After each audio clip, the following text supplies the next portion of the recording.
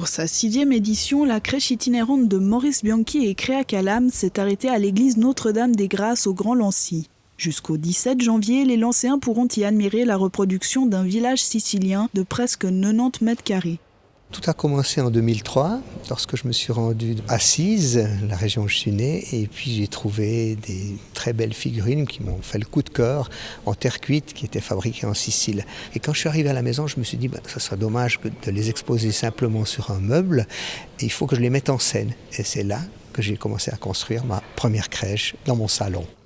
Avec le temps, sa crèche prend de l'ampleur et Maurice Bianchi finit par l'installer dans l'église de la Chaux-de-Fonds. C'est là qu'il rencontre Créa Calam, avec qui il se met à concevoir une crèche évolutive. Au début décembre, on voit un village, sa place du marché, sa campagne, ses maisons, sa vie quotidienne, les anciens métiers qui ont maintenant disparu. Et à partir du 8 décembre, on va faire entrer en scène Marie enceinte sur un âne et Joseph, qu'on va faire cheminer à travers le village, la campagne, la place du marché.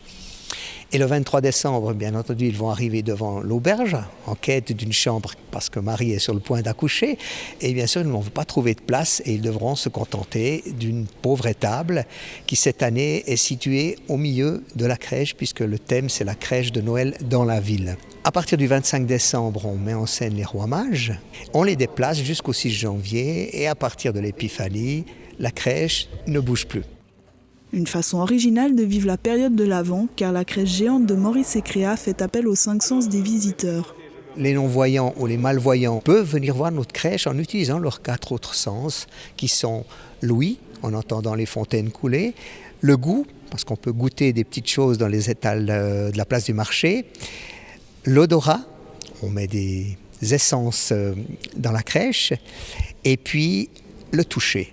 Après une fermeture exceptionnelle de l'église Notre-Dame des Grâces pour installer les miniatures, petits et grands pourront découvrir la crèche dès le 29 novembre lors de son inauguration. Elle est destinée vraiment à tout le monde, à toutes les personnes de toutes les religions, de toutes les confessions.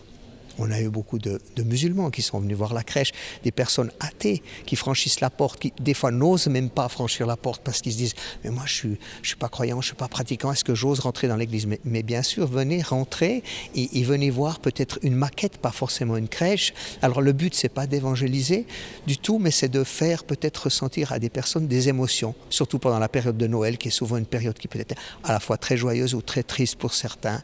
Et ils y retrouvent en tout cas la plupart un apaisement, une douceur, une tranquillité, parce qu'on veut que notre crèche soit apaisante.